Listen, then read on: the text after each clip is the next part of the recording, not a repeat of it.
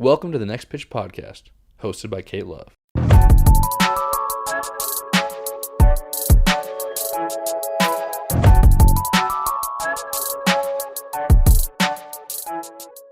Hey guys, and welcome back to episode 3 of the Next Pitch podcast. I'm your host, Kate. We have a long but really exciting episode for you today. I had none other than the pitching ninja, Rob Friedman, on. It was a really great conversation, so good that I asked him for 35 minutes of his time and got an hour and a half. So I think you guys are really going to enjoy it.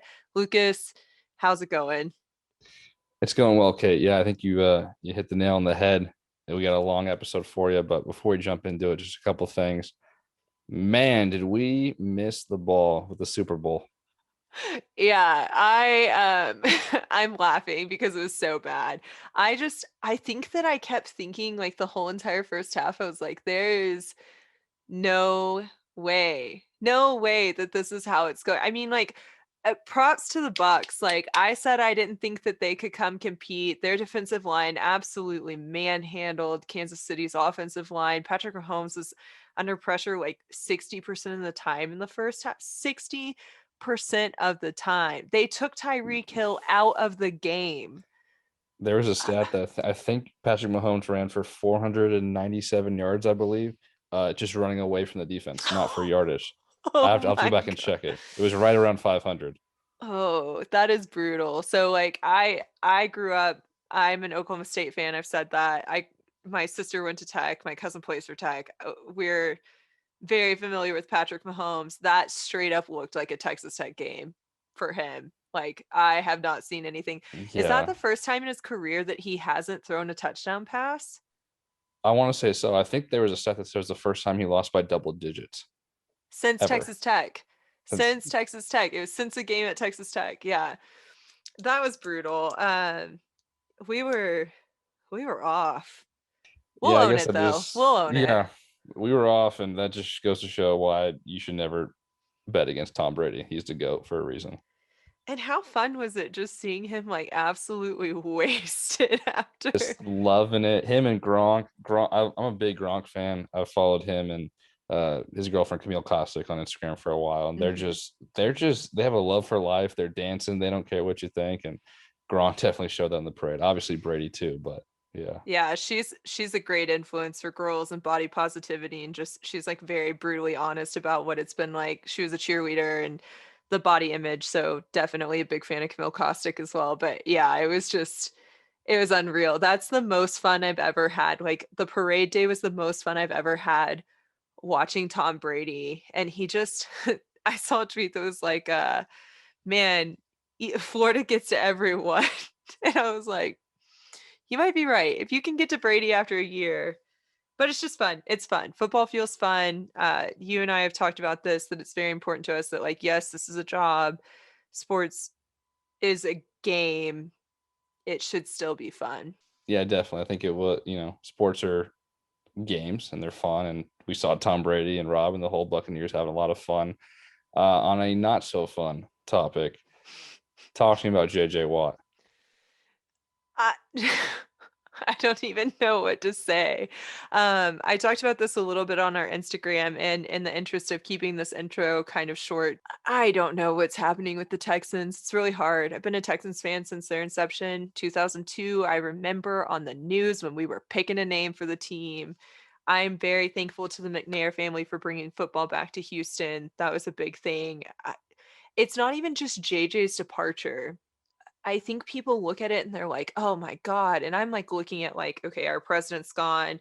They fired the head of PR. They let her go. I don't know if they fired her or let her go, but they did all these things. And I'm just like, nothing is making sense from like an organizational standpoint. I think Deshaun's gone. I think at this point, Deshaun has to be gone. Like, it's the only thing I think they can do correctly in his eyes. But the only thing I can say on the JJ situation is like, I am all for organizations treating people as people. You know, that's important to me. Rob and I talk about it in this episode that like organizations do not have loyalty to people and you should watch for yourself.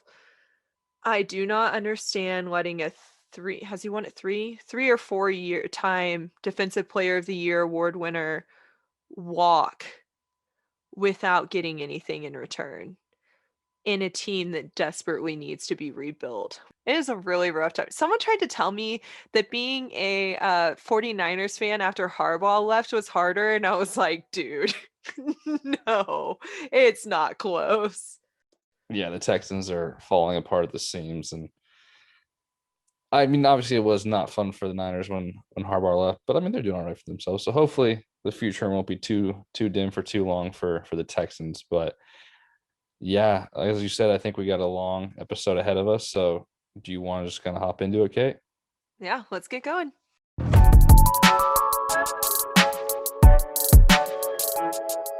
Hey guys, and welcome back to the third episode of the Next Pitch podcast. We have a very special guest here today, one of my favorite people. First, I'll introduce our main man, Lucas. How's it going? Going well, Kate. How are you doing?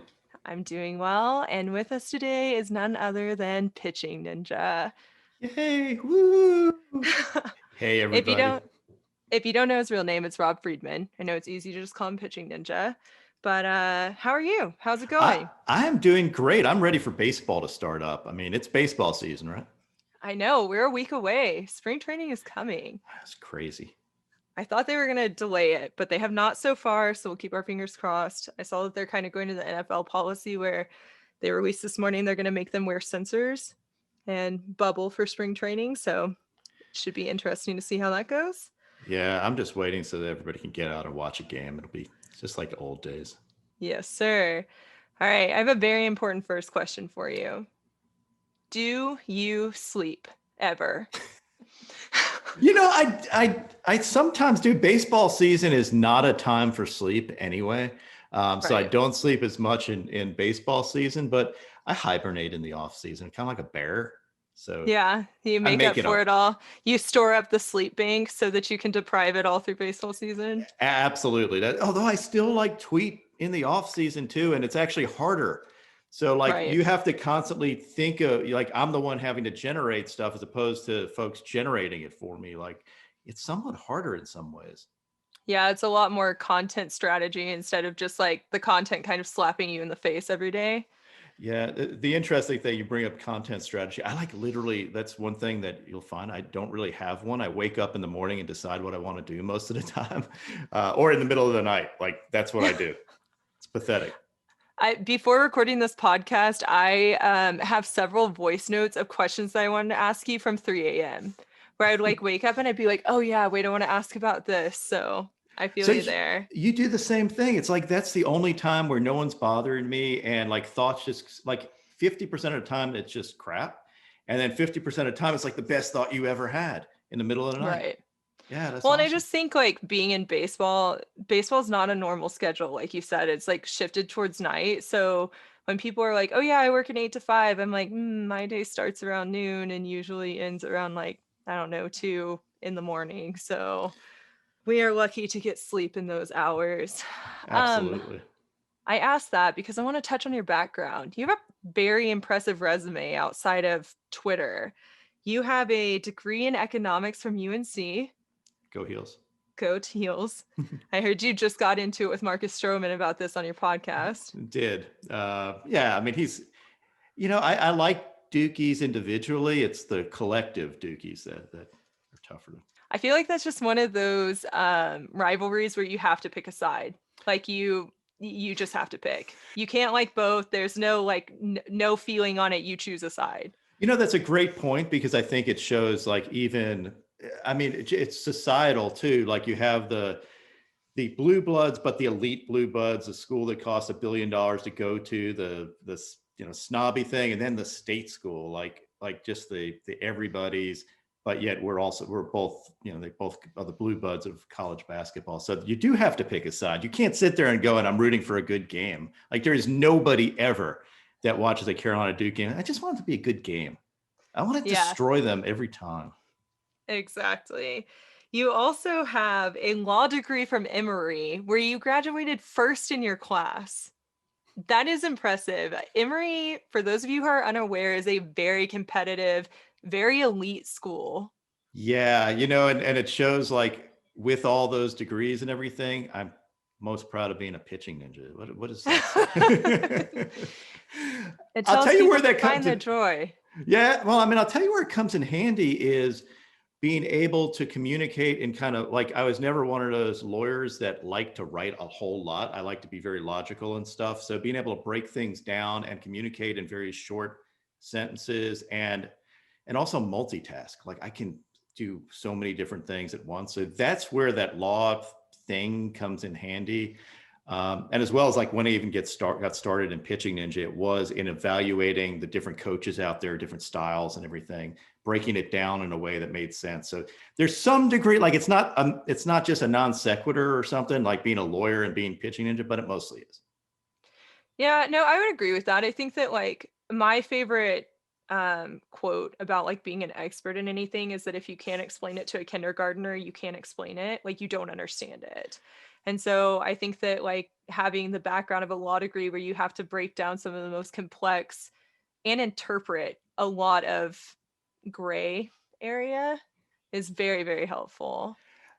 Yeah, it's definitely not what I thought of when I went to law school, because that would have been a crappy investment of but you know what? I love it. And that absolutely is true. Like it definitely helps in that realm. Also, when people say stick to baseball, I'm like, I'm actually a lawyer first, so I don't have to stick to baseball at all.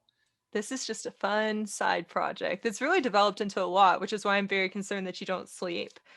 From Emory, well, you were an adjunct professor at Emory for a while. You were a lawyer for business and technology law in Atlanta. You have built multiple companies, including companies that have valuations of over $1 billion. I did a lot of stalking on you before Oh this my God. episode. This is But scary. it's a very, very impressive background. And I want people to know that because I think that it's very easy to lose track of when you look at what you're doing on Twitter. Not that it's a small thing, because the reason it's so successful, it is special and it does have you behind it, but you are very, very good at building things from the ground up. That's what I'm discerning from this. Thank you. And I've thought about that a very tiny bit in that there's a standard that you get to hold yourself to when you're successful in anything. Like you could be, no matter what, that if you go through that process and some of it is just yourself holding yourself, like you're not going to put out crap, you're going to do something that makes sense, that you can do that and replicate it in other areas. So I think it's interesting. Again, not necessarily what I wanted to strive to do when I started down this path, but now that I'm doing it, like every day, I don't like putting out mediocre stuff, either at work or on Twitter. Like it's just boring, right? It's really funny that you say that because people at home aren't going to be able to see this, but this is what is on my bedside table. It says you did not wake up to be mediocre. Exactly. Like to me, that's just, it's boring. I mean, going through everything and just doing the bare minimum and not trying to make a mark in whatever you choose to do. Like, I think this is true of everybody is everybody. And I did talk to Stroman about this. Everybody's a one of one.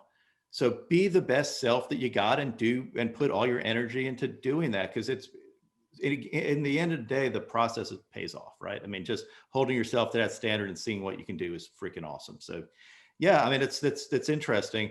I love all this stalking though. It's You're a very easily Googleable person. This is what I discovered. awesome. Okay, my last question. Yeah, you're like, let me take all of that off of Google. Yes. My last question before I really want to dive into Pitching Ninja itself is, are you bad at literally anything? Oh yeah. Like, I am not, I can't run worth a damn. I run like a duck. So yeah, I run like a giraffe. It's not graceful. I have a giraffe tattooed on me. I am all leg and it does not look good. And it is not fast. I'm very tall. Well, we met for the first time actually. So we've known each other since I was at Driveline in 2016 through the interwebs, but we actually met for the first time in Nashville at Pitchpalooza just over a year ago. I know, that was awesome. That was a great, like, that's one of the only times, maybe that's the last time we've ever been out of our houses. Yeah, yeah. It's the last time like I was really in a large group with no restrictions, which was really nice, but a lot of fun. But yeah, I always laugh because in those settings, like I have a lot of hair. I'm usually the only girl, so you can like find me bouncing through the entire room. But that's probably what I was most Pitchapalooza was wonderful. I took a lot of information from it, but getting to actually meet you is probably my favorite part. Oh, that's so sweet. I know, I try so hard. Okay, let's talk about what inspired Pitching Ninja. How did you get here? So I got here because when I grew up, I knew I wanted to be pitching in. No, that didn't happen. Like this was never a goal of it. So basically it all started when I started coaching. Like I was coaching kids, and I grew up playing baseball. Everybody grew up playing baseball, right? I mean, you play, but I always felt like I didn't get as far as kind of I ever wanted to go. And mostly because some of it is my own effort. Like you realize that if you can't run, there's only so many things you can do. But the other thing is, coaching, like everybody tends to coach one way. They taught you to, pitchers move mechanically, get to this position, get to that position. And I was like, if I'm going to teach this stuff to kids, I don't want to teach what I learned, because that's just useless. Like I want to really understand how pitchers move, how players move in general, so that I'm not screwing up a generation of folks. So I wanted to break it down to a point where, as we were talking before, being able to explain it very simply to a kid, like how big movements, and then, and not mess them up. So I didn't want to be like, one of my things, whether it's teaching or coaching, is the one thing you don't ever want to do is leave someone worse off because you coached them or taught them. That sucks. So I wanted to find the real truth of stuff. So I started delving deeper into the mechanics of everything, claims that people made in advertising, looking what players really did, but really from the standpoint of just teaching kids the right things. And because I'm obsessive, I went really down a bunch of different rat holes. We started out on some of those internet message boards, like Let's Talk Pitching or Baseball 101. There were a bunch of message boards back before Twitter, before any of this stuff, and really just ask questions. So I was lucky enough to be around people like Kyle Bodie on those message boards, Alan Jager, Eric Cressy, Ben Brewster. We used to just bat around ideas, and my thing is, especially being a lawyer, is testing them. So I would sit there and go, yeah, but what about this? I don't see that. I don't see this in this picture. And by asking those questions in a but really listening to the answer. So I think what a lot of people do today is they ask questions, or they do it to start a fight because they have an agenda. Instead, I ask questions and I would argue, but I'd argue because I wanted to test somebody and find the answer. So if you come at it through that, and then you learn and you gain knowledge that way, I think it's really cool. So I did that for a while. And once I realized that I'm probably not going to coach forever, so I coached my own kid. My kid plays at Georgia Tech. Coached a bunch of kids in high school. They're playing college ball now. And then I was like, you know what? I don't know that I want to do this forever. So what I'm going to do is I'm going to start sharing what I learned, because I really don't think most people will go through down the rabbit holes that I went down, bought the products that I bought that claimed to fix this and claimed to fix that. And I didn't want people, I wanted to save people some of the drama and the money and by sharing what I learned. So that's really how I started.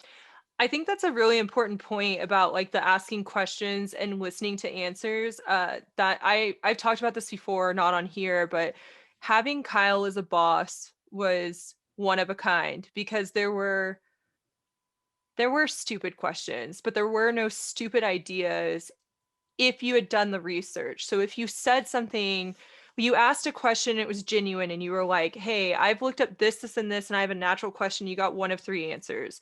No, we've tested it. This is why it doesn't work. Are you a fucking idiot? Google it. You'll see why it doesn't work. And oh no, we have no idea. Let's test it. So to that point, I think that's really, really important. And that's something that I do generally in life, is I don't just ask questions that there are people that just ask questions, number one, because they want to hear themselves talk, or number two, they're lazy and don't want to figure it out. I will only ask a question after I've done research. If it's Googleable and I haven't Googled it, shame on me. Like that I'll even tell that if somebody asks me a question on Twitter, sometimes I'm like, here you go. This is pretty easy to find. Like, Right. and other times you've asked a good, you've done the research, you've asked questions, and you really are confused. And those are perfectly great times to ask questions. But I also think you have to have some degree of ownership of the question that you ask. Just asking a question, and honestly, this is going back to law school. You get people that ask, like, so what if it was a blue car instead of a red car that hit this guy? Like, think to yourself, does that really matter what color the car was? No, it doesn't. So don't ask the question because you want to be heard. But if you have Right. a real question that you're bought into and you own, then you're going to own the answer too. You're going to learn it, as opposed to just asking a question because you want to hear yourself talk, or because you kind of are too lazy to think of the answer. And I know that that's Kyle's attitude too. And I think it's a really good one. Like, try to figure it out yourself and then ask a question. I think it's the attitude amongst the most people that I've been around who have been the most successful. And I don't mean that like not every guy is going to make it to the big leagues. There's going to be factors that get in the way. We were talking about Casey Weathers earlier. That's one that kills me. That's a guy who asked all the right questions, did all the right research, did all the right work. But the people to me who are most successful, not in life, but in baseball specifically, they do rabbit hole. I mean, I do that. My best friend's Matt Daniels. We rabbit hole 24/7. I'm like, hey, 5-minute phone call. And then an hour and 45 minutes later, we're talking about some pitcher that neither of us had heard about 3 hours ago. So it's really important to like reinforce that for me. What also is really important is, as a player, taking ownership of your career. So there's that aspect, bringing it to a player, where a player just listens to what the coach says because he's the coach. It's, because I said it is the worst coaching and the worst parenting, because I said so. It's actually taking it down a level. If I can't explain to my kid or my player why I'm teaching them something, then maybe I got it wrong. I should be very comfortable being challenged, and a player should be very comfortable asking questions, because if they don't, they're going to not take ownership over their own career, maybe go down paths that they shouldn't go down, and end up worse versus better for that. So I think that's a very good point in general, in life, in athletics, and whatever it is. Take ownership of stuff. My boss, Ryan Matthews, who had a pretty successful big league career with the Nationals and then also with a year with the Reds, was just talking about this in one of the Awesome Athletes podcasts, where he says his one regret was that he just kind of was a yes man when coaches said, oh, try this. He didn't ask why. He didn't do his own research. And his advice was for current players to take more ownership and ask questions. That's a great point. And I think what people view as coachable isn't necessarily a good thing. Like, Right. yeah, I mean, there's a degree of coachable after you've asked those questions and, hey, I'm going to give it 100% because we're on the same page. But being coachable doesn't mean just saying yes. That's being lazy and being a yes man, which I don't like. I don't like friends that are yes people. I don't like to work with people that are yes people. And I don't like players that are yes people. I like to be challenged so that we're jointly doing something versus doing it because I said so. It's just not like, I don't like, I'm not always right. Like literally, Right. I think I'm right an okay amount of time, but I'm also wrong an okay amount of time too, which means I'm trying different things and learn from my mistakes and learn from what other people say and say, you know what, maybe I was wrong about what I was teaching or what I said or whatever. And that's perfect. Like, we're in a society where everybody thinks they have to be right all the time, and it's Yeah. okay to not know. I think that's important too with like players, that I like when players ask questions, because one, I either leave feeling that they have a true understanding of what they're doing. And I think understanding why you're doing what you're doing only helps reinforce that habit. Especially when you're coming down to mechanical changes, they can be very resistant to that, especially if they're uncomfortable. But it just takes time to get comfortable. And so when you have an end goal and you have a reason, it's a lot easier to get past that discomfort. But I also think it's important for coaches to normalize when they're being challenged, even admitting halfway through the conversation, like, oh, wait a second, maybe we're not right, or maybe this isn't right for you, or being able to take that ownership of that. Totally agree. There's so many different ways of doing things. There's so many different mentalities for a mental game. There's so many different mechanics, builds. Someone like Marcus Stroman doesn't necessarily move like Randy Johnson moves. So Right. yeah, absolutely true. And I had another thought and I forgot it. It was really good. Darn it. Hopefully we'll jog it. I want to talk about your relationships with players. You're talking about Stroman. I know you have a great relationship with Stroman. Talk to me about players as a whole, because I know that it's gotten to a point where players literally will reach out to you and be like, hey, I want to see this guy's grip. Can you get it for me? Can you do this? Can you help me analyze this? Jake Diekman credits you with the development of his slider. Yeah, I mean, I love that. It is so in the transformation of PitchingNinja. Originally, I started doing it mostly for coaching high school, some college kids, and helping parents learn the game. So that was my original wanting to do this stuff.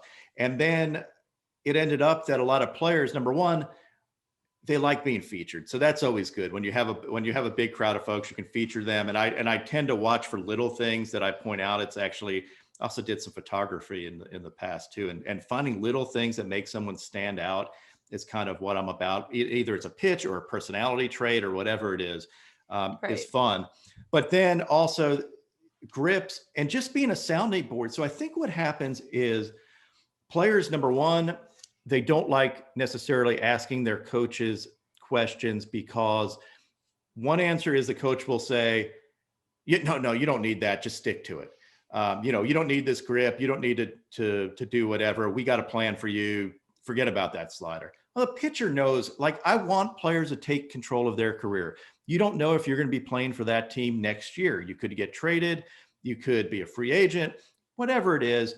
You're the only person in control of your career. So don't let the team do that. While you're on the team, obviously.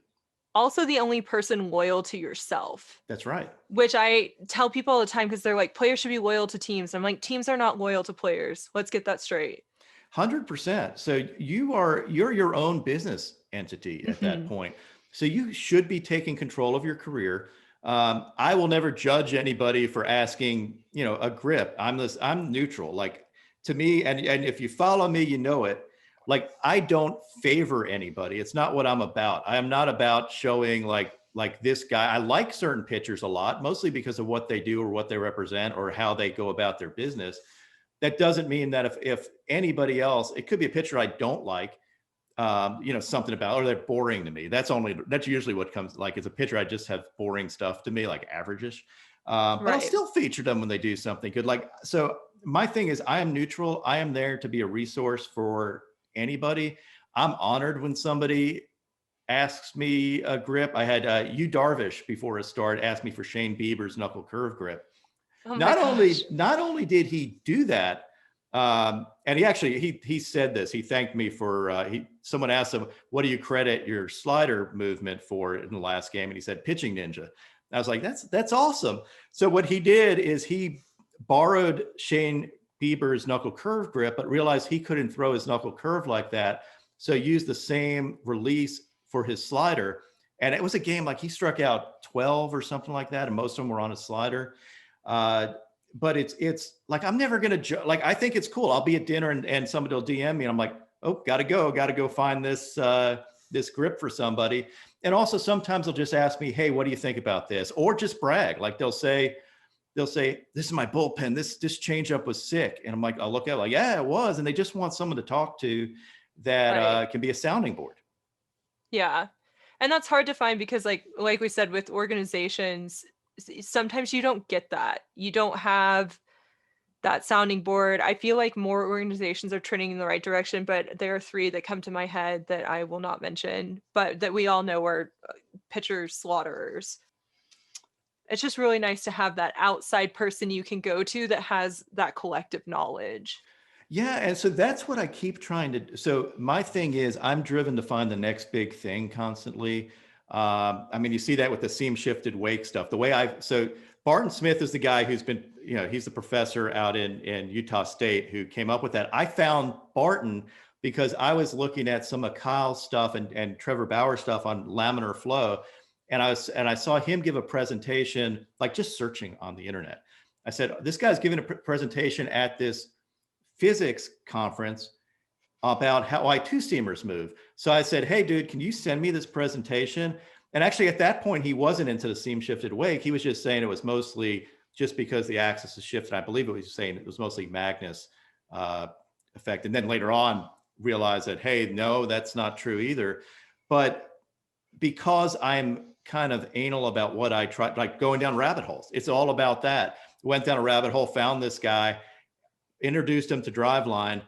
Driveline got together with him, and then they ended up evolving the game. So to me, it's about never standing pat. And right now, all we know is what we know.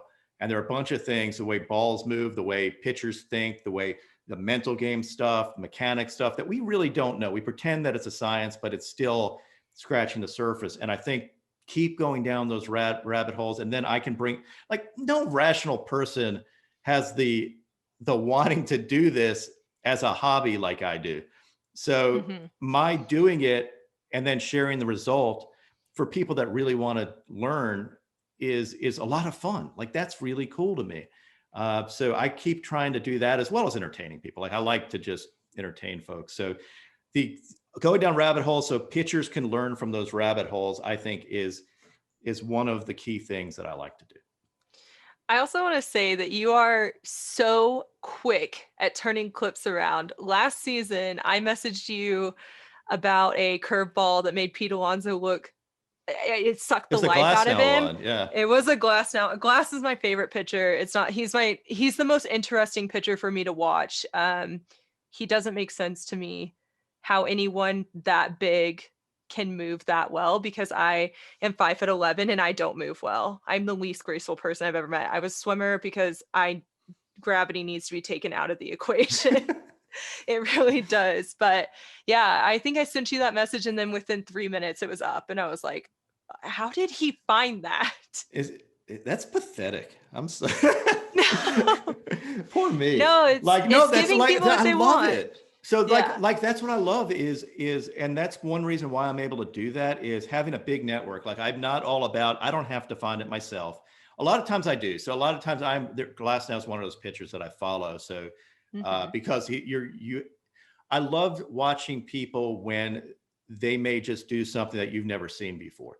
And he's a very interesting guy to follow, because there's not a lot of 6'8" guys that move like he does, or can do a standing backflip. Like, that's ridiculous. He's the most athletic. Well, the only person that I've ever seen move as well as Tyler Glasnow is Cody Buechel. Unreal movement. And Cody is 6'1". So you're just talking about, it's unreal. The athleticism is.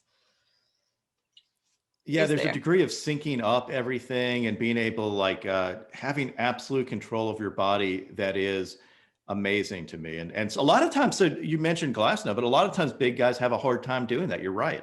I actually was asking Stroman about that, saying there's sometimes smaller pitchers have advantages, like the ability to move quickly and to move athletically.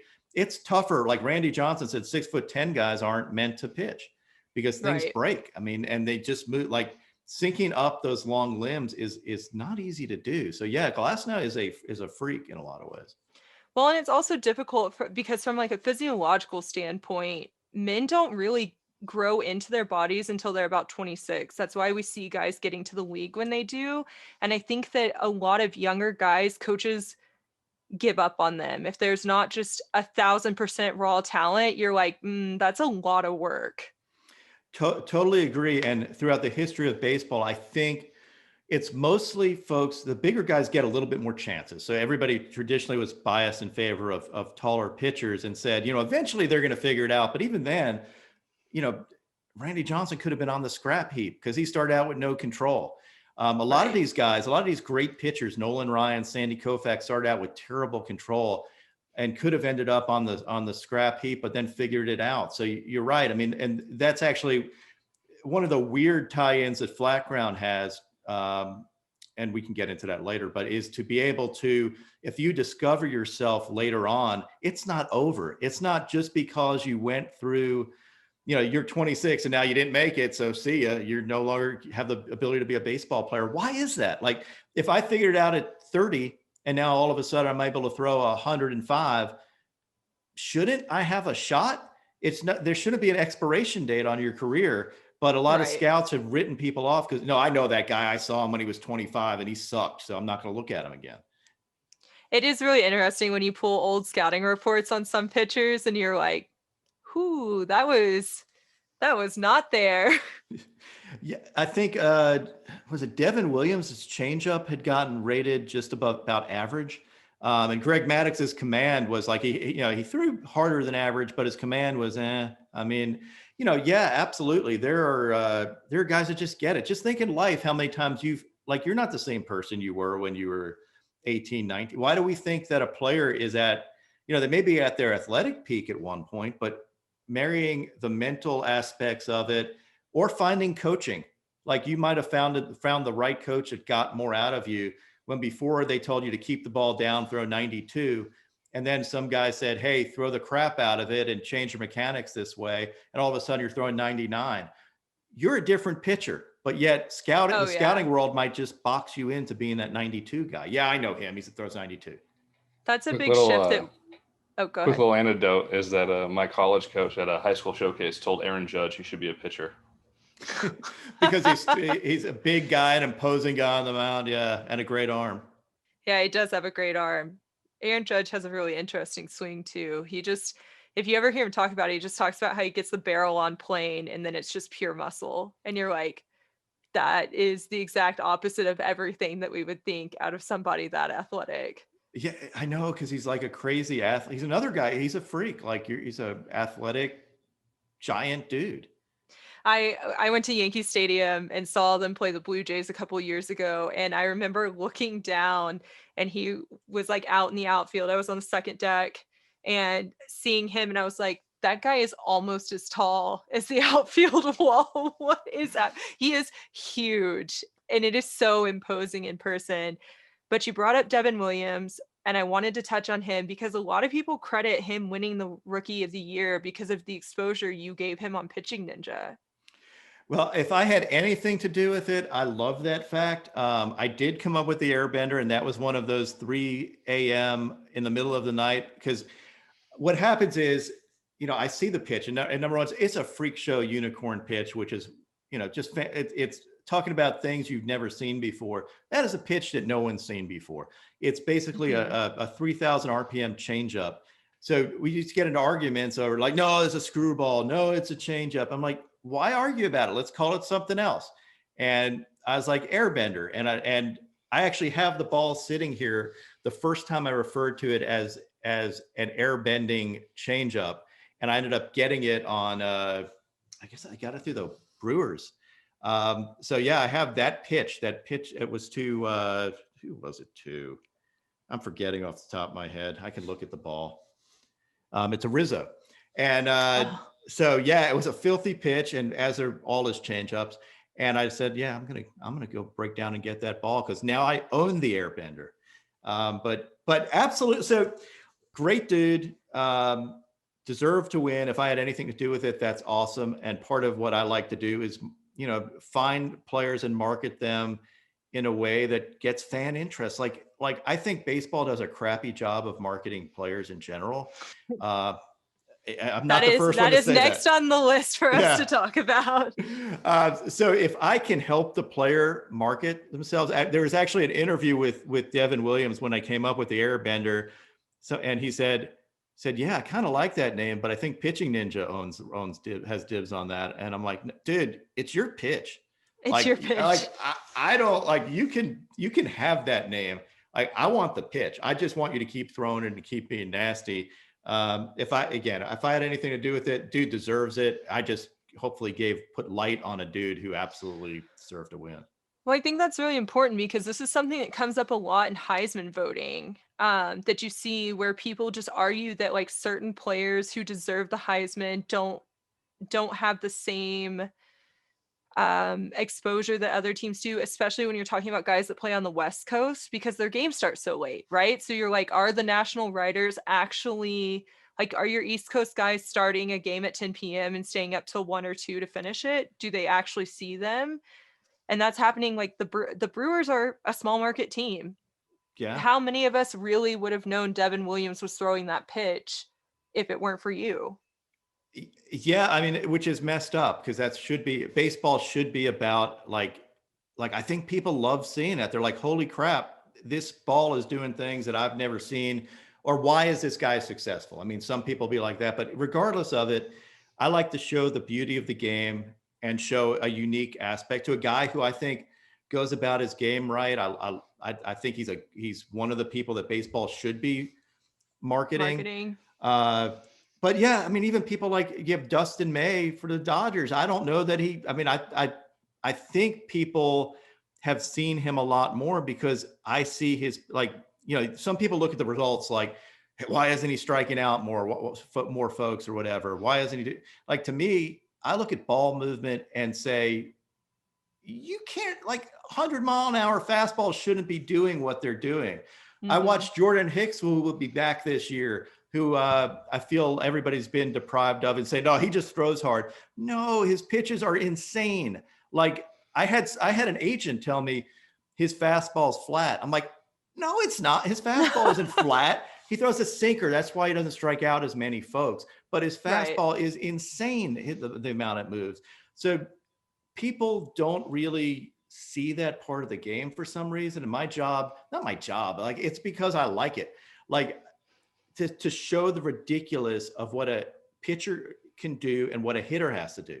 Like, to me, part of my favorite thing is when I have fans that say, oh, I'm never going to yell at a hitter again. Why'd you swing at that? Because I saw in that overlay that's impossible to hit. I'm like, do you think these guys that get paid millions of dollars are just sucking when they get to the plate? Like, they all of a sudden, they can't hit and they're just swinging at balls out of the zone. No, they thought it was a fastball. Like, come on. Like, that. So if I can help explain it, I think it helps the game. It takes 10,000 repetitions of seeing a pitch to be able to recognize it. So when you have guys that are doing these things that we don't see, we don't see often as a hitter, that how do you recognize it? How do you stand in the box and know what's coming? So I think that is a great point. And that seems to be where baseball is going, at least in the scouting direction. Is I'd mentioned Devin Williams having a unicorn changeup. If you're one guy and you come in the game for 2 innings and you have this pitch that is so different, it's so much of an outlier that nobody's seen it, how do you get that experience to make that decision and have any idea where that ball is going to be when you swing, to put a good enough wood on it to get a hit, when also the dude throws 97, 99, and like, what are you going to do? And he's probably, he adds a cutter that goes the other way, or slider, which he does throw a little bit, but if he can add that, what are you going to do? You have no chance. Like, you have no shot. You have 1.2 seconds to make a decision on whether or not you're going to swing, and at that point you're just praying. You're like, close your eyes and pray that you make contact. So that's what I like to show, and your point is 100% right, that you need so much repetition to be able to act and to have any idea where that ball is going to be. And number one, if it looks like a fastball long enough that you have less time to react, you're screwed. But also, if that ball moves even more than you're used to, you're screwed again. So being a unicorn, being different, is important, and that kind of is where the game is going. Velocity on either side of it. Spin rate is one way of doing it. Seam shifted wake is another thing that you can, like, there's a whole bunch of different things that just add complexity to the sport, and it's going to get worse before it gets better for hitters. Sorry. Yeah. I saw that I guess they're undeadening the baseball that's coming out. And so I guess now they're realizing that they have to do a little something to maybe help these hitters out just a little bit. Yes, screw all the hitters. Like, I don't care. I agree. Keep striking out. I know people are always like, how do you love 1-0 baseball games? I have what my sister calls a pitch cackle. My sister also wants me to mention her in every episode, so she'll be very happy about this.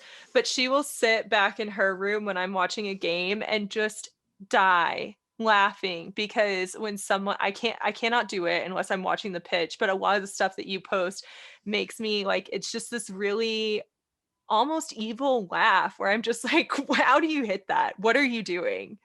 Oh, I've definitely run around the house going, oh my God, did you see, like there, and I did that for, there was a DeGrom inning last year that won my best inning of the year. That I was just like, what the hell do you do against this guy? Like, you're screwed. I just would show anybody that was interested in seeing it, that inning. I think he was an almost immaculate inning where he, hit 102 or something like. No, maybe it's just 100 on the black constantly in that game. But like just standard DeGrom yeah, stuff. yeah, like I mean, exactly. It was a standard DeGrom inning, still impossible. But like that guy doesn't make any sense. Like his average game is just pure unhittable, like unhittable command, hittable, like forget it. But I know what you mean by the cackle. Like, and I can't wait for Jordan Hicks to get back, because he did that probably more than anybody. When you see like 104 moving, as much as it moved, and then his slider that would end up like way out of the zone and get swings. There's nothing you can do against the guy, and a 95-mile-an-hour changeup at one point. So having him back, yeah, I know, it's so cool. We talked about how MLB is not the best at marketing players. You don't have to say it. I will say it loud enough for the both of us. It's something that I don't understand. I did kind of feel bad because I did feel like they were really pushing Alex Bregman, that they were like, okay, we're finally going to create this face of baseball because it should be Mike Trout. Trout doesn't love the limelight. That's fine. So in Bregman, you have this like big personality who's also a big time player. And then the thing with the Astros happened, and I feel like it just nosedived, and the MLB was like, we don't know what to do. You have had your fair issue with the MLB in 2018 with your legal battle. Did they realize you were an attorney when they started that? I don't know if they did. They it ended up being a pretty harmless dispute, even though it wasn't. Like for a while, it was kind of up in the air. Because at the end of the day, they were like, we love what you do and we want to support it. We just wanted to kind of be legit. So they wanted me to like help them out. And I thought that was the greatest, that was so cool, because I felt like it took the chains off of what I was doing. Like there's always in the back of your head, you're always wondering like, I wonder if they liked it, because they were shutting down accounts and having content taken down from Twitter and stuff like that back in the day. So I knew like I was coming at it from a coaching standpoint at that point, almost purely a coaching standpoint.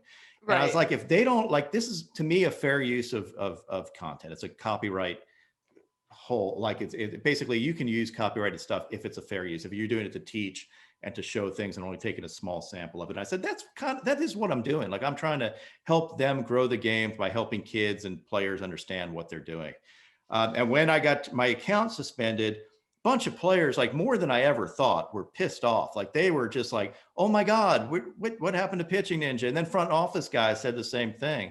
So it ended up being an absolute blessing in disguise. And I don't want to kind of dick on MLB, because what they were doing is what people would do to protect their copyright. That is their legal right to do it. They own the content. No one's disputing that. But to grow the game, I think they need more than just them. Like they need people like John Boy, who brings a different entertainment aspect of the game. They need people like Trevor Bauer, who brings a different aspect of the game. They need people like me and you and Eric Sim and people that like, that's all part of the game. Like part of the game is the beauty of the game, beauty of pitches, F-bombs, smelling salts, whatever the hell it is all part of the game. And MLB can't figure it out. They shouldn't. Like, it's not something that if they tried to do it, it would be artificial. They need people like us to lift up the game. And we all do it for a good, like, we don't do it because we're trying to be billionaires off the game. We do it because we love the game and want to share what we love about it in a different way. So yeah, I think they get it, to be honest. I think that they are getting it better. They understand where it's coming from. Yeah, they're not perfect. Nobody's perfect. Yeah, especially they're far from perfect. I will say that. Billionaire entities are never perfect, but I think that's an important point, that when people say baseball is boring, I understand that. I understand where they're coming from. It used to really upset me because I'd be like, no, it's not. And then I just took a step back and I was like, okay, it's not boring to me because I sit there in a game and I'm constantly pitch sequencing. I'm constantly nerding in the stands. Yeah. It is always, my brain never stops. I never sit back and I'm just like, when's the next pitch coming? I'm like, he better throw this. Why the hell did he just throw that? What are we doing? I mutter a lot during games. I'm really fun to sit next to. I won't talk to you during the game, but you'll hear me talk plenty. So I think that's really awesome. important.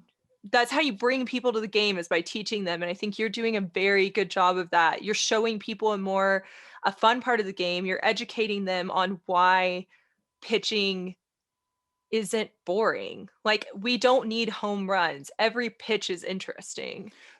So literally, I could not agree with you more. And I find a 1-0 game 1,000 times more interesting than a 10-9 game. Just do. And I always have. I mean, you grew up watching Greg Maddux. Did you want him to get shelled? You wanted him to throw, you wanted to see how he's putting together pitches and his locations and his pitch movement. You wanted to see all that stuff from him. And to me, that's the beauty of baseball, is a 1-0 game with everything on the line versus a 10-9 game with everybody hitting bombs. Like, I want that hitter to earn it too. Like, you don't want hitters hitting balls right down. I totally agree with you. You want those home runs that you're like, how did they get the bat on it? And also, how did it just fly 470 feet? Right. And don't get me, like, if you hit a 470-foot home run, bat flip it, run around the bases backwards with your pants. I don't care what you do. Like, to me, I love watching that too. And I have to be successful against some of these pitchers is insane. And hopefully I want to give a better appreciation of what it takes to be a successful hitter, so that when you see that home run, you're like, holy crap, that hitter won and he deserves to celebrate, because most of the time the pitcher wins. So I agree totally. And you're giving personality back to the game, which is the goal of this podcast. I want, knowing players, you see so many personalities shine through, and I want people to find that. I feel like you're doing a very good job of that on Twitter too, because for the longest time, baseball was muting personalities. Totally agree. It was the unwritten rule, right? So the unwritten rules were just, don't show emotion, act like you've been there before, be cookie cutter, it was basically boiling out all the personality from the game, which caused you maybe to root for teams and organizations and stuff. I don't root for teams. I root for players. I root for pitchers, and I root for, like, to me, bringing back Bregman did some really good stuff. Like, look, I know what happened. He also took a kid on FlatGround, actually a friend of mine's kid, who had a great swing, who I shouted out, and Alex Bregman was his favorite player. And he invited this kid, without any cameras or anything, to hit with him in spring training, and took an hour and a half out of his time to say, number one, this kid's swing is better than mine, and two, to help give him like mental cues and ways to even make it better. So yeah, you can hate on a player because they did one thing that, we can argue about that, but that shows somebody's character too. And we can't people want to make snap judgments, good or bad. It's not that easy. Like, there are people that that there are good parts to them and bad parts of them. You don't throw them away because they did something negative. You have to understand that everybody makes mistakes. Everybody does something stupid. There's groupthink. You want to win as a team. Are you not gonna? I mean, pitchers today put stuff on today they use pine tar and other stuff. Abso-freaking-lutely they do. And so, I mean, basically 60-70% of pitchers do stuff like that. Oh, I'm all for legalizing a compound substance. Yeah, I mean, I'm very vocal about that. Right. I mean, that's just what that's what you do.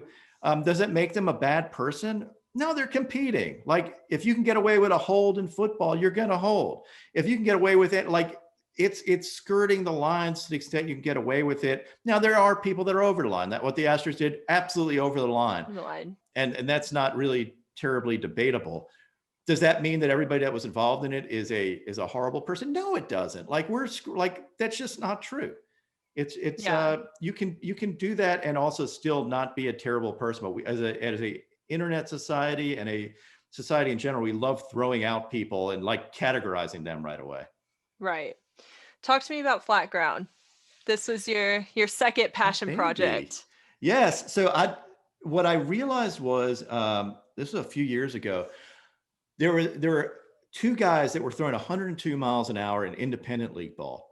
And I was like, how in God's name are they not with an affiliated organization throwing that hard. And I realized the problem was that scouts just wrote people off. They saw them when they were 26, now they're 27, and they figured something out, and all of a sudden they're throwing gas, and they're like, yeah, I don't care. Like, I saw that guy, he was throwing 95, not interested, didn't have command. Now he's throwing 102. So they ended up both getting picked up because I tweeted them out. So that was like sick. I'm like, this is really cool. And then I started thinking, if guys are throwing 102 miles an hour and can't be found, what about the dude throwing 88 in the middle of Kansas? Like a high school guy. I'm like, how's it, like, they don't have money, they can't go to showcases. How are these guys going to get found? And like, I can't tweet them all out on PitchingNinja because, number one, like, fans, they're not going to stick with me if I'm doing nothing but tweeting high school kids. They're just like, I'm killing their timelines. It's just not what's going to happen. But yet I knew that there had to be a way to solve this. And I knew I had a lot of coaches that followed me. So I started a way to have them get seen for free. The other thing is, my kid having gone through the recruiting process, I saw how many people had to, you took all your vacation to take your kids to these showcases. You spent thousands of dollars on travel teams, $500 gloves, hotel rooms, food. So by the time your kid gets recruited, you're spending more money than you're ever going to get back on a partial scholarship at a school. But all you're doing as a parent is trying to get your kid to fulfill his dream and help him on the way. And no parent ever wants to not help their kid if they can. But it shouldn't be a rich kid sport. You have to have parents that have been successful and can buy their kids all this stuff, buy their kids coaching, buy their kids teams, buy their kids all. Like, to me, for the game to grow, you have to have opportunity, create opportunity for people that don't have everything, don't have money, and don't have stop pricing people out of the game. Yeah, like not only do I think it's right, but I also think it's in the best interest of the game, because you're growing lifelong fans to the extent people play. So if you're gonna keep people out of the sport, you're gonna get it to be just do you really want to watch a bunch of rich folks play baseball, except in the Dominican Republic, where you have people that can grow up with milk cartons and get found because they're developing that. So you have other cultures that don't need the money to play, but yet in the US, for some reason, you do. Like, why are we doing that to our folks? And coaches punish players who don't play year round. So like, if you don't stick with your travel team year round, you have to make these decisions that are against everything that we in the game preach. Diversify your sports. Don't be on a travel team 24/7. It's really cool to see you give a platform to those kids who may not have a way. I've heard a lot of recruiting coaches say that, like, if you throw 102 in Siberia, they're going to find you. And that is not true. So so this is something that people have said forever. If you're good enough, they'll find you.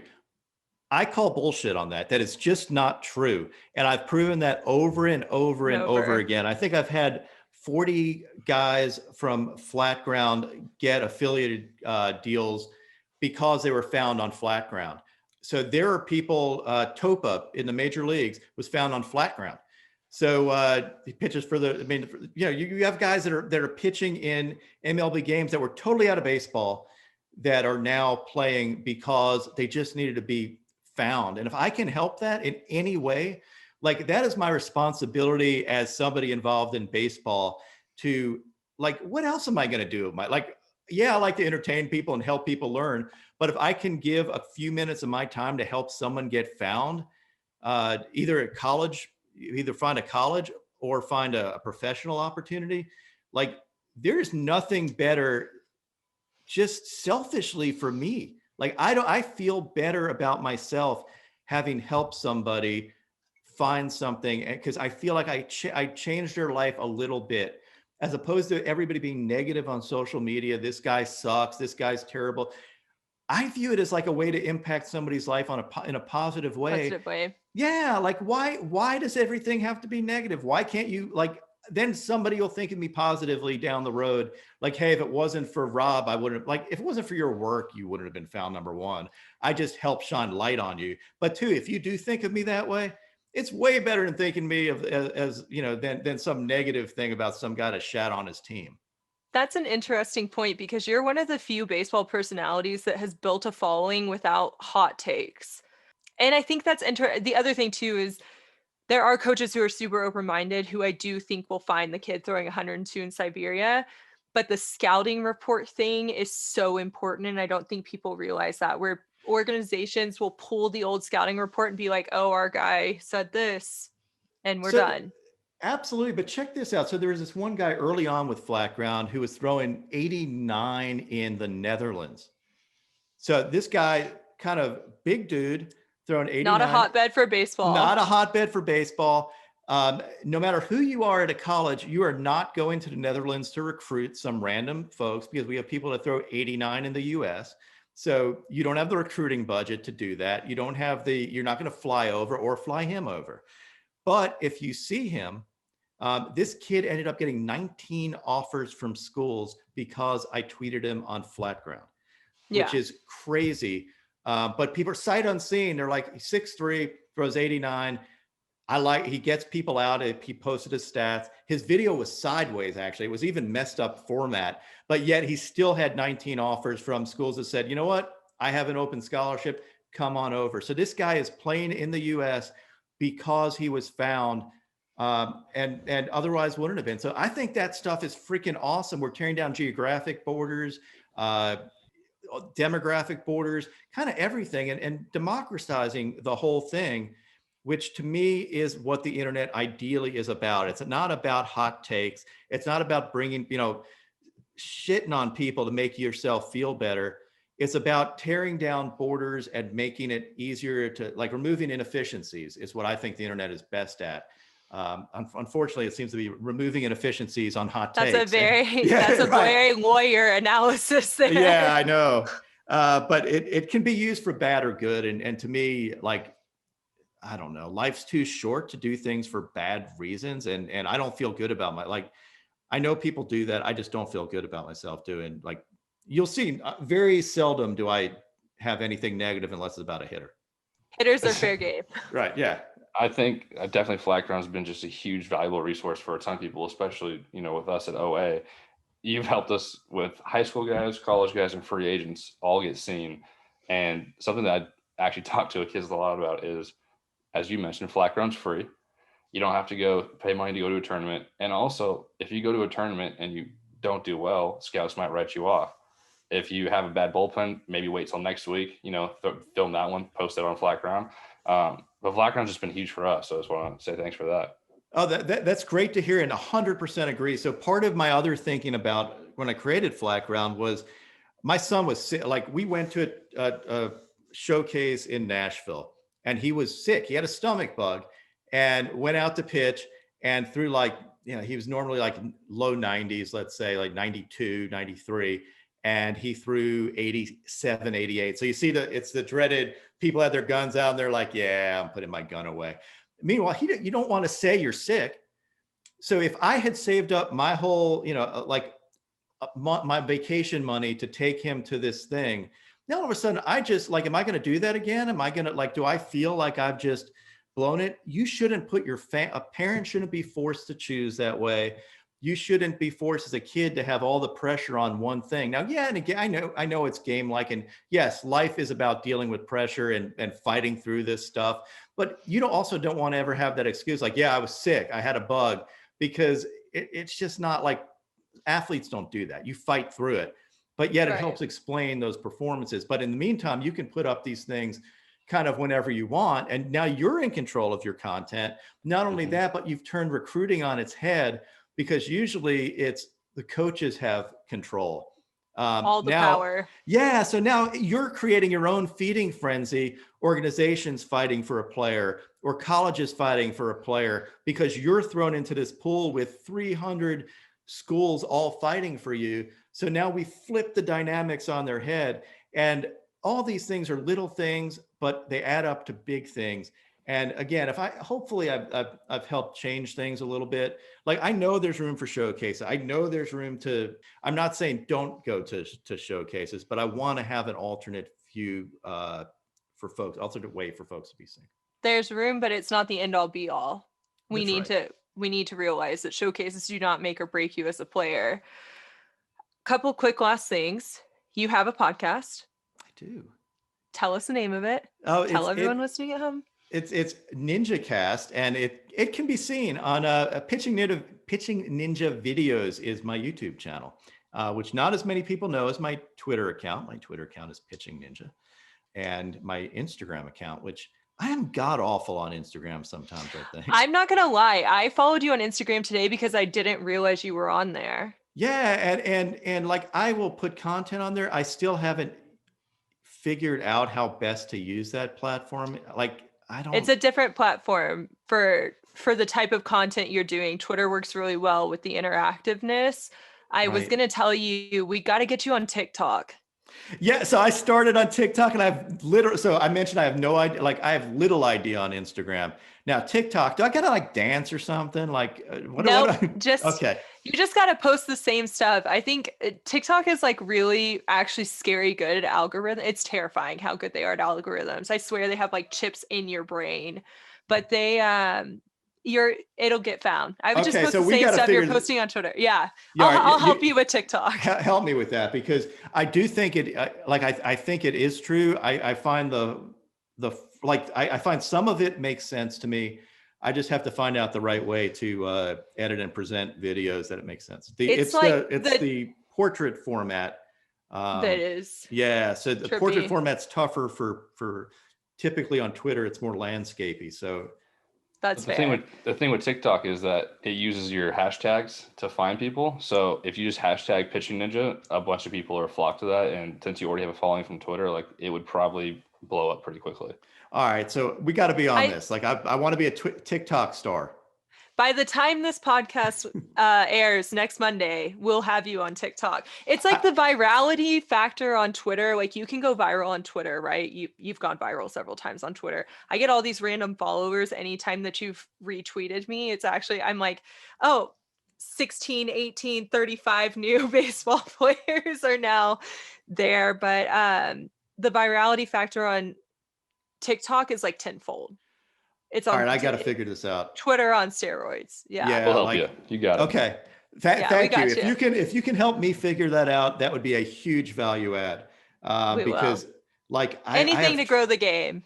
Awesome. So I am game. I think I do have the real Pitching Ninja, because someone had Pitching Ninja, but they don't do anything with it on. Yeah, on they have 15 followers. I did see that earlier. Yeah, so I was like, how do we kick that person off? Let's do it. I'm all for kicking people off TikTok that steal my name and stuff. But we'll also get you check marked. So awesome. Well, let's go. I am ready. Okay. Other questions? 2 more questions for you. You got put on a 2020 Topps Allen and Ginter card. What did that mean to you? Holy crap. Like that is something like as a kid, you're like, it's a dream to ever be on a baseball card. It's not something you like. I gave up on that dream a long, long time ago. And then to have that happen is sick. I actually have it. I did a fracture of my card. Is that kind of lame? No, that's the best thing I've ever heard. So like, I thought it was so cool. So, and the other thing my wife gives me shit about, but I get fan mail, like people asking me to sign cards and stuff like every day, like multiple people every day. And I think it's amazing. Like, how does anybody, it never gets old. I don't care if 100 people send me their cards, because I'm like, somebody wants my autograph on something. Hell yeah, I'm going to do it. Like, this is sick. So yeah, like I have a couple that I need to, that I have to send out to the, to bring to the mailbox, but it's like every day. And it's so cool. I think that speaks to your impact and the fact that you use the internet for good. I think you use the internet better than anyone in baseball, honestly. Well, I hope so, because like I consciously, like I do consciously do that, mostly because I'm optimistic in general. Like I generally like to find the good in people, and hopefully, and the good in the game. Like I enjoy it. So if I've helped anybody, I love it. Like that's fucking sick. I'm very excited about that. I love that. And then the last question I have for you, I gave you a little bit of heads up, but still a lot of pressure. You have no budget, no restrictions, no luxury tax. Who's your starting 5 and your closer? Yeah, that's can I do historical? It doesn't even have to be, yeah, whatever you want. It doesn't even have to be a team that you think will win. It could be the team that you think will give you the most content. I mean, I'd mentioned Jacob deGrom is impossible to pick against. Like if I don't pick him, I would like he's the GOAT for a reason. Like that dude is incredible. He's incredible to watch. He doesn't give me the hot takes on the K struts or anything like that, but he's He awesome. also gave me a full-blown heart attack when during the Cy Young award selection this year, he said, yeah, I don't throw off the mound till February 1st. And I was like, oh my God, all of my pitchers are not going to want to throw off the mound till February 1st. You are not Jacob deGrom. Yeah, exactly. Like just because deGrom can do something doesn't mean that everybody can do it. Right. Yeah. Shane Bieber is another one that I've got to pick. Like to me, he's my guilty pleasure in watching pitch because it's almost like watching an artist. He does so many things so well. He steals from people really well. Like he's got some of that Kluber stuff, some of that Bauer stuff going on. I caught him doing the little Clevenger rock when he throws, like the little Clev dance. But his command is off the charts. His stuff is off the charts. I just love watching him. I mean, Garrett Cole's a bully. He's fun to watch, and He's unreal. He's absolutely unreal. I'll throw my man Bauer, like just because you never know what you're going to see. Like he may throw the ball over the center field fence. He may taunt you mercilessly, but he's one of those guys like you either love him or hate him. Nobody says, yeah, I kind of don't really care. He is the Duke, North Carolina. He is in yeah. one. Yeah. And he's more of the Duke part, though. I was going to say, you and I are North Carolina fans. We talked about this earlier, and Trev is a diehard Duke fan for no apparent reason. But you can see that in his personality, right? Like he doesn't like Duke fans kind of do. Like I have respect for Duke fans. I may hate Duke, but I respect the team. So like Bauer, I've always respected Bauer, though. Bauer has changed the game more than any pitcher and more than most people realize. Like popularizing weighted balls, popularizing Edgertronic cameras, pitch design, advanced pitch design, Rapsodo stuff, all this crap, extreme long toss. Yes, people did this before, but he fought tooth and nail because he knew it was the right thing to do for himself.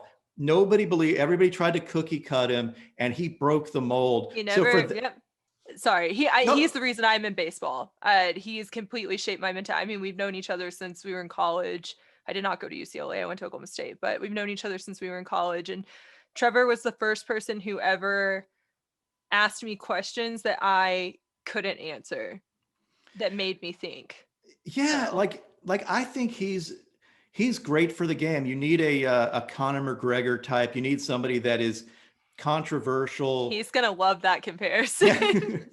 but God bless him. I think it's fantastic. And for those who don't know how influential he has been, like he is probably your favorite pitcher's favorite pitcher in a lot of ways, because you may hate him in the moment, but you got to respect what he brings. And he gives hitters credit too. If they beat him, he's not opposed to getting bat flipped against. He understands how to grow the sport. So love what he's brought. My last one, trying to think off the top of my head, I am down to my fifth one, right? You're down to your fifth starter. So, if we don't do 6-man rotations here. Yeah. If you gave me, I'm thinking, like, I love Yu Darvish. I think Yu Darvish's stuff is incredible. I also could, like, a dark horse, Lucas Giolito, I think is coming. Like he is also a bully on the mound, but a good dude. Like off the field, fantastic dude. Our Lucas trains him. Gio trains at OA. Yeah. See, that's perfect, because like that dude he's a competitor. His mental game, he's got it together mentally.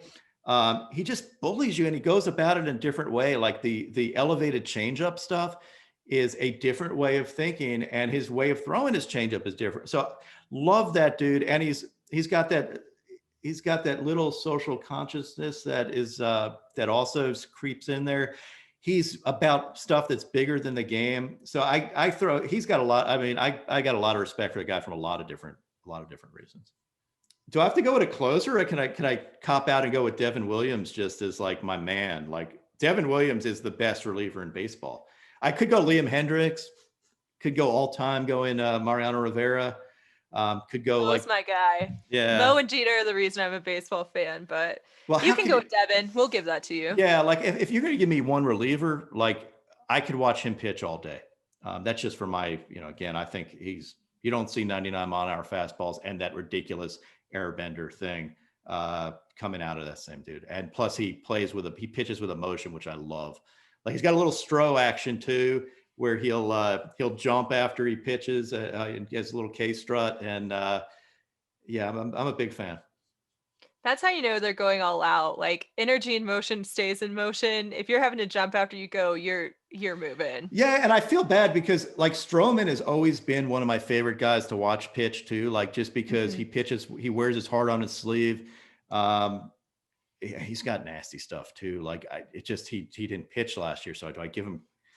I can't wait to watch him this year though, because dude can compete, and to me, he's what the game's about. Like, give me that emotion. Don't make this like this stone faced game. Like, make it like the reason why people watch football and basketball and all this is because it's the emotion of the game. Sports is about emotion. So give me that. Like, he was the guy who brought that in there. Give me the messing with timing stuff. Give me, like, he throws stuff in there that not anybody, like other people don't do. So I love, like, now I'm going to name everybody, because then I go Tyler Glass now. Like, I will drop everything and watch him pitch too. And if you keep me going, I'm going to keep going. I'm going to name every pitcher in the league. So this is going to suck. You just named a lot of my favorite pitchers, so we'll go with that. It's a good pick. Yeah, it's hard to pass up on guys like Stroman, like Glass now. They're opposites emotion wise, those two. Glass doesn't show a lot of emotion on the mound, and Stroman shows a lot. I was not a big emotion person pitching wise for the longest time because I thought it gave a lot away, but really who changed that for me was Jose Fernandez.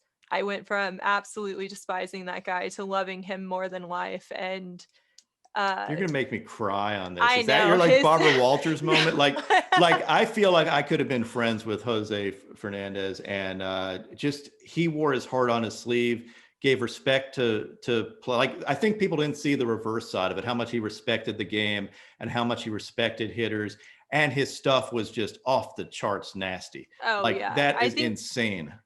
I just think that if I had to pick one pitcher within like the last 10 years that has been most influential on me, it's Jose, because Lucas can confirm I am a naturally cold person. So it takes a lot for me to like really bring that out. And I didn't understand Jose at first. I came to really understand, really appreciate him too little too late. And then obviously the game losing him, I mean, just unreal. So not trying to make you cry, just yeah. So I featured him a ton, a ton, because he was my favorite. Like he was the guy that I would drop everything for. I would watch every single one of his starts. I do, like, it was he just his respect, the amount he loved the game, and the amount he talked about how much he loved the game and loved the players, and loved talking about trying to serve up a home run to Big Papi in an all-star game because it was his favorite player. And like stuff like that. And overnight having that go away, it shows you the fragility in life, but also what a guy can do I mean, he was a supernova. I mean, like, he could have been, we'd be talking about him. And I didn't mention Max Scherzer too, who I love. Damn it.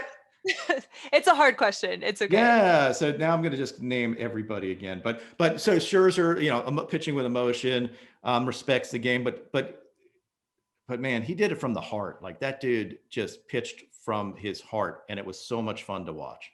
I think a supernova is the brightest lights burn the brightest and fastest, which is so hard for us to deal with here. But yeah, for me, Jose completely changed the game for me, like 110%. His is the only baseball card I own. The only baseball card I own is a signed Jose Fernandez card, and I keep it on me a lot because when my hand hits it in my purse, I think, oh, maybe you should be feeling something.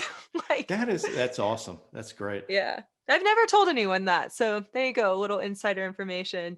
Rob, I can't thank you enough. I know I took more of your time than we were expecting, but it was very insightful. Dude, anytime we could talk baseball, it's so much fun. We're back in baseball season, so I'm just excited. I'm happy to have no sleep. Thank you for having me You're on. gonna have new clips coming. And now we're gonna get this TikTok thing done, which is Yeah, gonna be we're fun. gonna get it done. We're gonna work on it this week. Okay, and I might dance. Yeah, people will pay for that. Yeah, no, no, you they can won't. you can get Stroman to dance on there. He likes to dance. Ooh, all right. Yeah, that's true. Maybe I'll get players to do that for me. Okay, so we're back with Rob. This episode comes out Monday. It's now Saturday. And he held back a little secret from us that came out this week, which is that he is the newest content creator for Momentum. Yay, me. Yay. Yes, I am. It is true. Yes. So how did that come about? Tell us about it. You know, I've been doing this Twitter thing, social media stuff for a while, and then just started to think there are things that I want to do that don't fit within the Twitter format, shorter videos, stuff like that. And I was like, I want to do more longer form stuff. And I had started doing some interviews, and I'm like, you know what? I really hate editing stuff. I want some people to bounce ideas off of. And I wanted to find somebody that was looking at the game kind of the same way I was too, which is not negative, trying to be player focused, and trying to help folks like grow the game in the right way. And I kind of came to a decision that I thought it was a good thing to work with him. I know Taiki for a while, and he does great stuff. He's a great dude, and it just made sense to me, like to expand what I do. I really thought that like I wanted to expand my brand to be like the premier pitching brand for all pitchers. And I think I'm getting there. I think that's pretty good, but I think that I like the stuff that we can work on is going to be really, really cool. And I'm looking forward to it. It does open a lot of avenues. You and I were talking before we started recording about Taiki. We're big Taiki fans over here. I worked with him. I feel like I kind of got to watch his like creative side start to blossom, where he like slowly started to move away from doing just baseball training to all of the content production at Driveline, which I don't think people realize that like all the original Driveline videos you saw were Taiki. Oh yeah. I mean, and that's actually where I met him first. And what we do is, I mean, we'll just sit there and brainstorm, and he's like, wow, this is so much different than brainstorming with pitchers and stuff. And I'm like, yeah, because I look at things a whole weird way, and just realize there's sometimes where you see something that you want to do and you just can't do it. And right. I can edit videos, but it's not like I like the content part of it more than necessarily the editing part. I like to my job, my mental job, like whatever I want to do. My goal in life is to expand the game, to bring more players into it, to bring more fans into it. And that's really what I'm about. It's not about fancy editing. It's about trying to come up with ways to make this game bigger and bring in more people. So is this where we're going to see your podcast transition to, is basically all of Momentum? This is part of the deal. Is I'm still an independent person. Like I am not a Momentum employee. Momentum You're employee. I'm my own entity, but I'm exclusive to them on anything like long form type stuff. It's going to go through them because I think they do it right. Like I think that they're serious in what they do with a little funny angle, but they're also about the players. And to me, I wanted to show players' personalities and like do real post game interviews where you're more like everybody does the same. You get someone by their locker after a game. They want to go home. They don't want to talk. It's the worst. It's the worst. And plus there's a gotcha thing going on. Like everybody wants to get that one quote. And to me, I'm not about that one quote. It's never like, I'm more about getting into the game deeper so that people see either how hard it is, how fun it is, how cool the player is, how that player, you might have thought that he messed up. He really didn't mess up. Or maybe he did mess up and it worked out well. But finding out a little bit more behind the game that the average fan really wants to know, that journalists don't have the time to ask and players don't want to answer right after the game. Yeah, they don't have the time to ask. They don't have the space to ask. And sometimes team constraints are a real thing.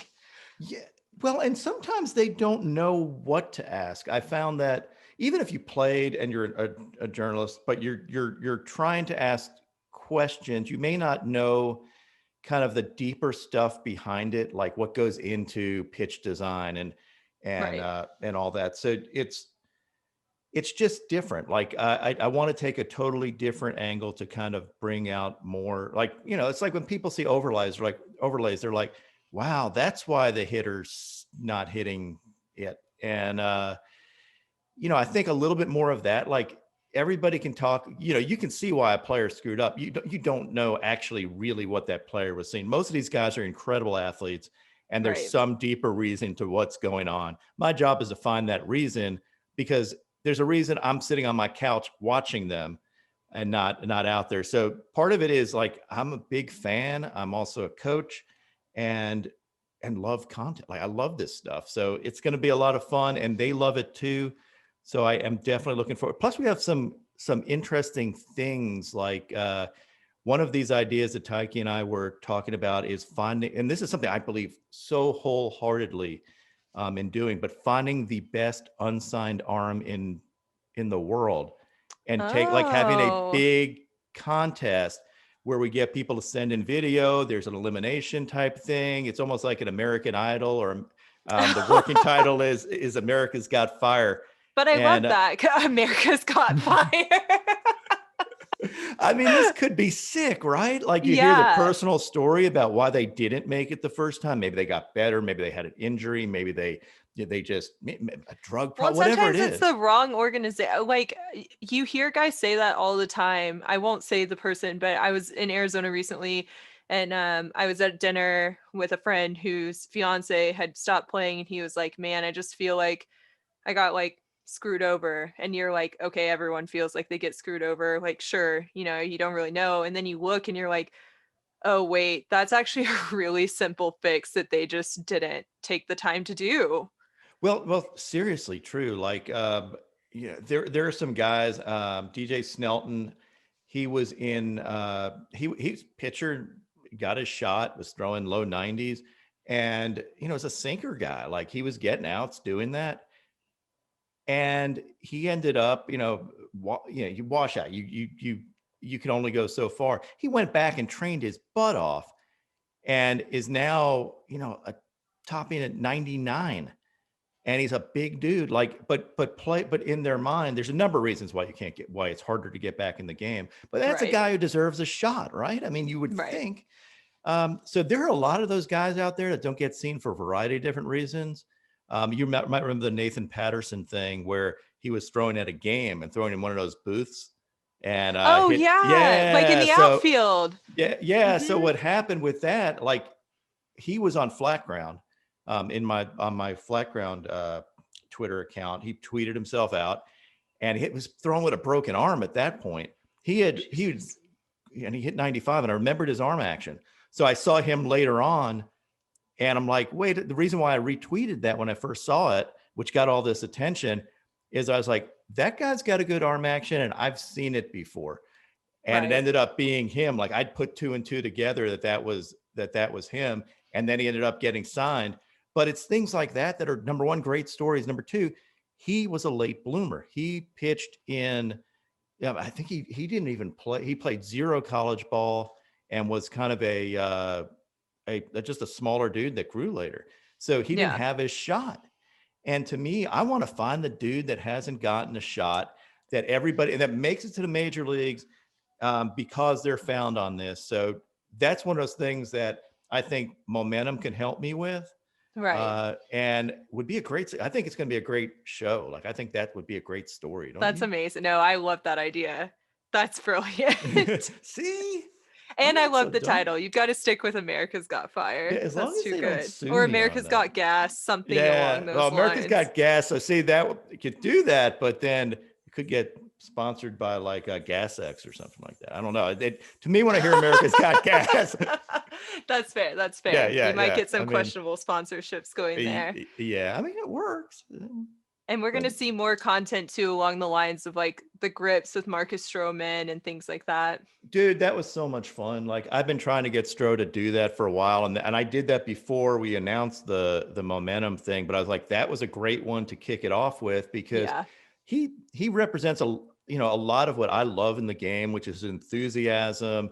Smaller guy who made it. He actually grew up like 5 miles from where I grew up on Long Island, Really? and then he went to college like 7 miles from where I went to college. I went to UNC and he went to Duke. So we have That's wild. he's walking in my footsteps. I mean, what can I say? Mark just wants to be me when he grows up. He's No, trying to but he was follow us great. closely. Yeah. I mean, he definitely, no, it's a coincidence, but he's awesome. Like I want their personalities to shine. You know, he was showing grips, but he also showed what he's about. And he's writing a children's book. He's an inspiration to people. And I want people to, yeah, I think players get turned off by media. I think they just do. Like because of the adversarial relationship type thing. I'm It's not a member. sensationalism. Yeah. That's what they make their money off of. And I'm just not a member of the media. That's not what I do. Now, if a guy's a total, I'm not going to necessarily, if a guy's a jerk, that's his jerk. Can't help that. Right. But on the flip side, I think there are people that are good folks that maybe get their message. They don't want to get their message or can't get their message out there, or they're more complex. Like, I mean, I think The Athletic does a good job with that too. I think that they do a good job of going deep on stories a lot of times. They But I do. think, They've got a lot of really talented writers there. so yeah, some of my favorite people are over there and are great, just fantastic writers who they get the freedom to write long stories. I want the freedom to do this, to go in deeper and to not, to really show the full story, bring more fans into the game. Perfect. I love it. Well, we'll be seeing more from you on Momentum and more on NinjaCast, more on Twitter, Instagram, TikTok. It's coming. Oh yeah, it is. Absolutely. Oh, the other thing I'm going to do, like every week they used to have This Week in Baseball, and I was going to do This Week in Pitching, where I just take the highlights and do a sort of the week and a whole bunch of other stuff, just focus on pitching, maybe work some interviews in there and some deeper stuff. So we've got a lot of really good ideas coming. So it'll be fun. I'm going to be busy. Yeah, I already asked you how you sleep. I just don't. You got to share the secret with me off camera. You got to tell me what's keeping you awake, because I just took a little nap. That's how. Well, thanks again for your time. We appreciate it. Oh, anytime. Wow, just when I think Pitching Ninja can't grow anymore, he goes and partners with Momentum. It's pretty crazy. Yeah, it's really insane to like watch what he's doing. Like he wanted a long form content channel, so he went to Momentum and found a way to do it. Him and Taiki are going to do really incredible things there. The way he utilizes Twitter, the way that he is going to be utilizing TikTok, he just really is a true ambassador for the game. Like he's growing the game, he's bringing fans in from the inside, he's making things understood, things like pitchy nerdy things that you and I geek out about and get really excited over, and he's just bringing it to the fans. Yeah, he's a true pioneer. As you mentioned, he's utilizing social media, which everyone has in their pocket, and he's making it flashy. He's making it relatable. He's making it fun. To use his own words, he's shining a light on guys that are either uncommitted, unsigned, or even guys that are in the MLB that are in small market teams that just aren't getting the recognition that they should be getting. So his ability to bring it to the fan, help the fan understand it, is just helping the game become fun again. Yeah, you brought up earlier his overlays, where people are now understanding why batters are swinging at balls that are 5 feet in front of the plate, because they weren't understanding like what they're seeing. It's really hard to understand pitch shape and those overlays. I mean, I think the reason that I followed him in the first place was a Yu Darvish pitch overlay back in 2016. So it's really exciting to see what he's doing. It's really exciting to see where he's going. He is, in 10 years, we're going to look back at him as an ambassador of the game and just think like, damn, we are so lucky we had him. Yeah, there's a ton of great content on there. And as you mentioned, back in the day of the scratch reel gifts, those used to be amazing. I wish Twitter would bring those back. Those were awesome. But yeah, his overlays, his ball trails, his everything he does, stop motion, is just, again, making it fun, making it flashy. So we're all for flipping the game of baseball on the head if it brings it to people, and he's doing a great job of it. Guys, we appreciate you listening. We hope that you'll subscribe, leave us a review, rate us 5 stars. We'll be back next Monday with a whole new episode. We're looking forward to it.